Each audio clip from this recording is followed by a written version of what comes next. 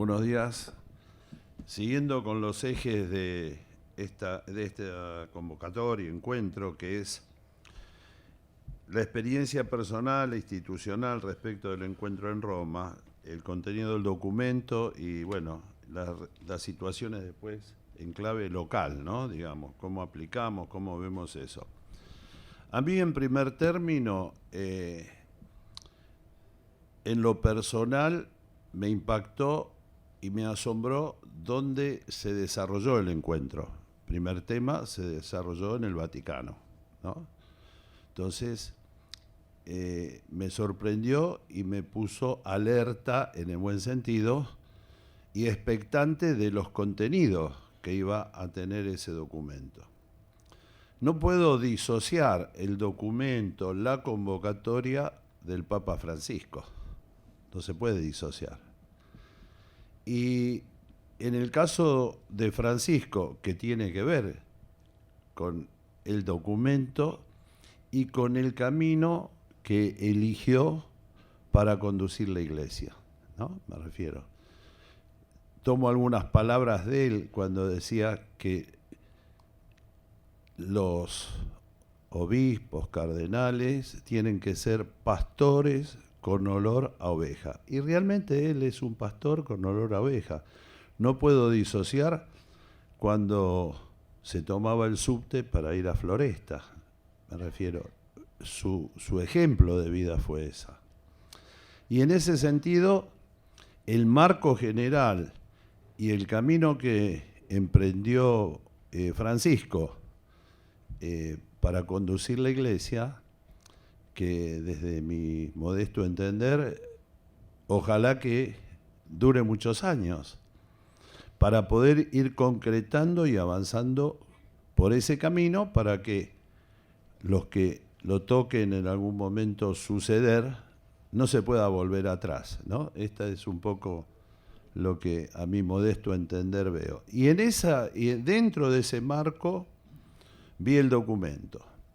El documento tiene, digamos, unos contenidos, digamos, realistas, no solamente del problema que atraviesa la famosa globalización con todas las secuelas que implica este modelo económico global, ¿no? Y en ese sentido me parece muy importante. Hoy no podríamos en 10 minutos desarrollar todo el documento, sino simplemente creo, en mi caso, los ejes que a nosotros nos han impactado. Habla de la situación de cómo impacta este modelo económico global. Y en ese sentido, a mí me parece que es uno de los ejes fundamentales, ¿no? Yo traje, para leerles, es muy breve, ¿no? Para decirlo, digo, con un dato concreto sobre este tema de la economía. El balance del Banco Central Europeo supera los 4,2 billones de euros, una cifra que ya es equivalente a casi el 40% del PBI de la zona euro. El balance de la entidad, conducida por Mario Draghi, representa casi 4 veces el PBI de España y es un 35% superior al PBI de Alemania, superando también al de las economías de Francia y de Italia. Esto es cómo impacta el modelo económico a nivel global. Cumplo 68 años dentro de poco y a los 20 años leí en un libro Las venas abiertas de América Latina, ¿no? Que había una fuerte denuncia a las multinacionales.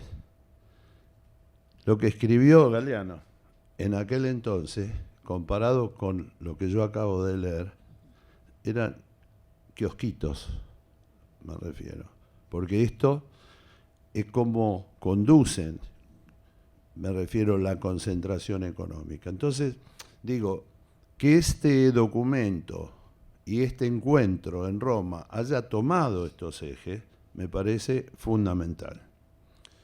Entonces, cuando nos encontramos, sobre todo los que conducimos gremios, ¿no?, del punto de vista de este encuentro, yo tuve grandes expectativas y también salí con una confusión.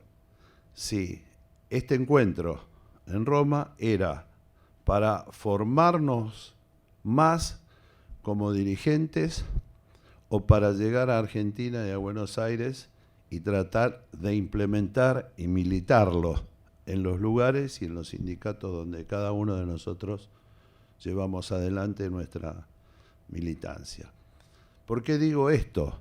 Porque si yo veo la realidad de los que nos toca militar dentro del movimiento obrero, veo que hay una disociación entre la calidad y el voltaje que se imprimió en el Vaticano y después la realidad día a día que tenemos nosotros, ¿no? En ese sentido traje del documento, para leerlo textualmente, ¿qué dice el documento en función de las organizaciones sindicales? Desafíos globales, dice y respuestas sindicales. El papel que las organizaciones sindicales, digo un párrafo, están llamadas a actuar no es fácil, puesto que a priori implicaría una reestructuración de su actual manera de pensar, vivir y hacer. Estos son dos renglones que definen una posición, digamos, muy concreta sobre el movimiento obrero o movimiento sindical argentino.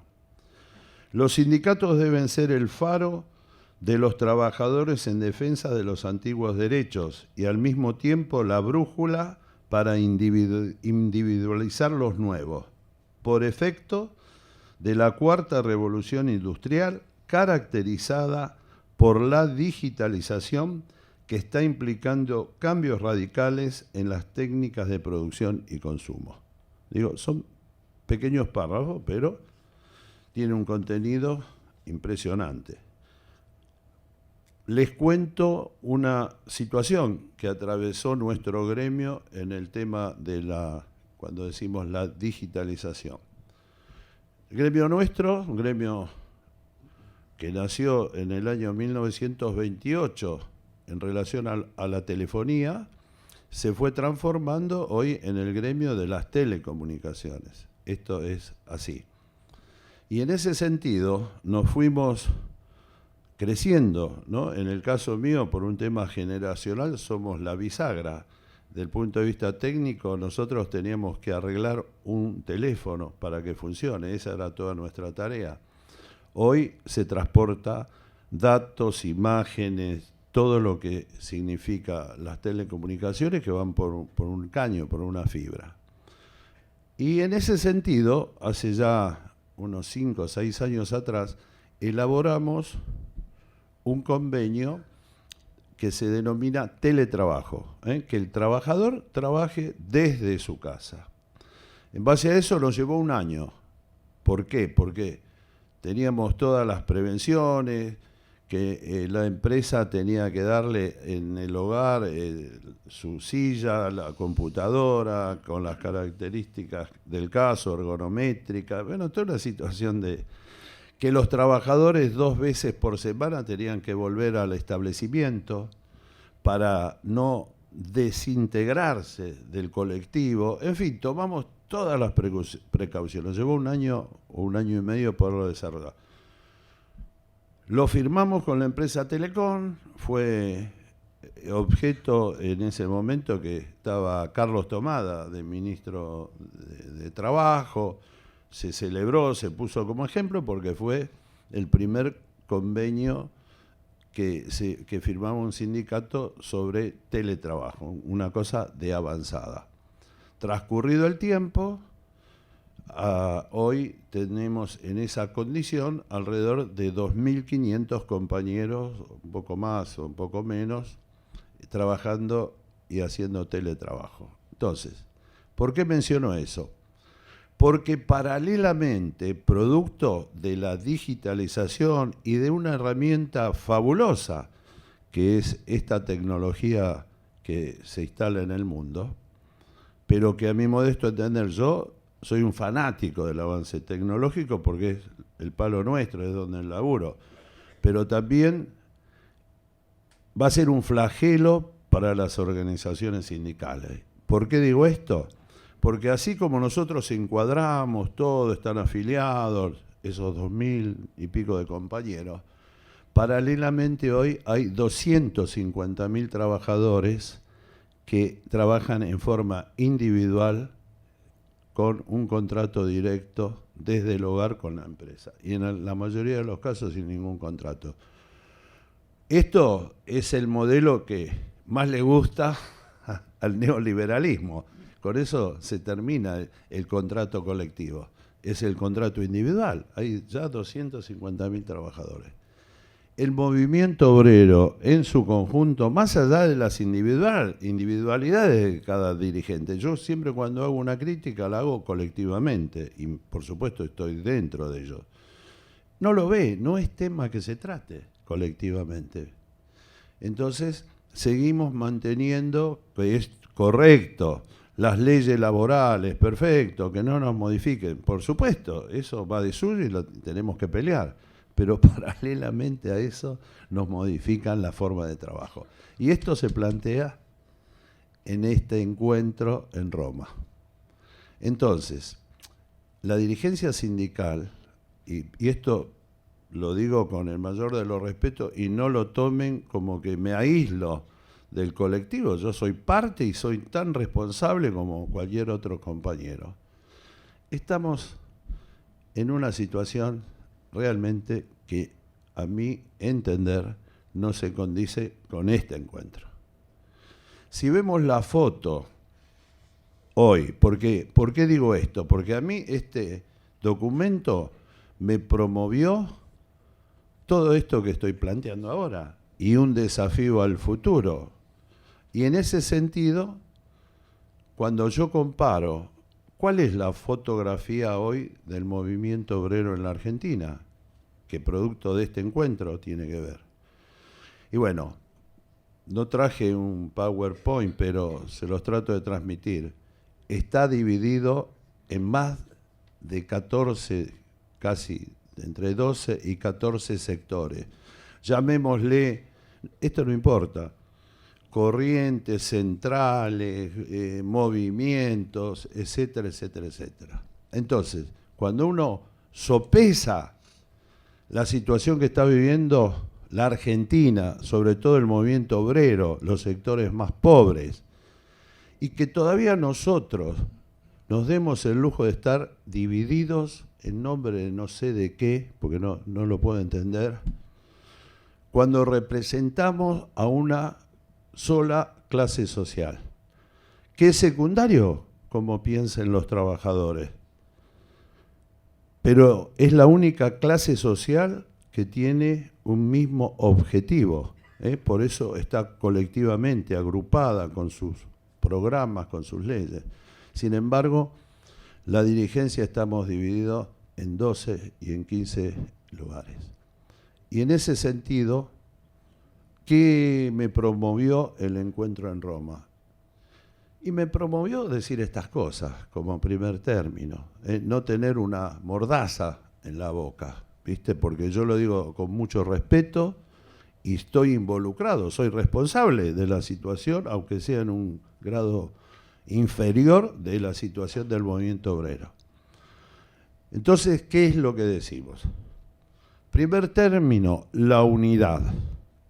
Pero la unidad, ¿qué entendemos nosotros por unidad? Entendemos la unidad en la diversidad, porque la unidad en la homogeneidad no es unidad. Yo hago la unidad con los que están de acuerdo exactamente como pensamos. ¿Y el resto qué hacemos? No, eso que militen en otro grupo, en otras centrales, no, error, compañeros. La unidad en la diversidad. Y si hoy evaluamos, porque hay un tiempo político y hay un tiempo biológico. Dentro de 1 año y medio hay elecciones para elegir un presidente, una presidenta o a quien le toque. Ese es el tiempo concreto, ¿no? Por eso digo, hay un tiempo biológico y uno político. ¿Podremos llegar a ponernos de acuerdo en lo que falta hasta llegar al 19? Cuando estamos divididos en 14 o en 13 sectores, difícil. Bueno, o yo no diría difícil, que lo es, pero promovamos, es una responsabilidad de los dirigentes. Hoy creo que es una obligación de cualquier secretario general promover, militar, convocar para la unidad del movimiento obrero desde esta lógica, como estamos planteando a nuestro modesto entender, que es la unidad en la diversidad. Esta es así. Y mirando al futuro, ¿por qué digo esto? Porque el pasado inexorablemente nos va a dividir. Entonces, ¿qué decimos? Unidad en la diversidad, el pasado nos divide, el futuro nos une. Entonces, en ese sentido, planteamos 5 puntos. Y esos 5 puntos no lo planteamos como un grupo de iluminados o que nos juntamos con 4 o 5 con tal organización y los tratamos de impulsar. No. Queremos que sea el debate en el movimiento obrero. El compromiso de todas las organizaciones que se sienten en esa mesa del encuentro tienen que decir, bueno, nosotros vamos a comprometernos y firmamos 5 puntos. Y que esos 5 puntos, que yo no los tengo, tiene que ser producto de ese debate y la consagración de ese encuentro, plasmarlo en los 5 puntos, para poder llegar al 2019. Y en el 2019 el movimiento obrero, si logra unificar a una CGT con un secretario general a la cabeza y con todos los grupos, las expresiones en la comisión directiva de la CGT, llegar al 2019 y antes de la elección decir qué modelo de país queremos y qué modelo de país quiere el movimiento obrero. Tiene la responsabilidad de eso. Yo personalmente creo que en ese encuentro, si es que llegamos, porque el país está como lo vemos todos, entonces el que asuma, no importa la escarapela partidaria que tenga, se va a encontrar con un problema superior al actual. Más allá de las buenas intenciones, programas económicos distintos, todo lo que sea. Pero el país está en una situación grave. Entonces, en ese sentido, se requiere de un encuentro, a mi modesto entender, un encuentro de todos los actores para elaborar un programa económico-social. Estos son los planteos, sintetizando, no me voy a extender más, y son todas las cosas que creo que están en el documento y que modestamente a mí me gustaría hacer otro encuentro, que no sea en Roma, que sea en la Argentina, entre los mismos compañeros que fuimos convocados, para ver si podemos y que esta casa y el encuentro con la pastoral social sea, digamos, como dicen ahora, un facilitador para la unidad y una estrategia a seguir a futuro. Muchas gracias.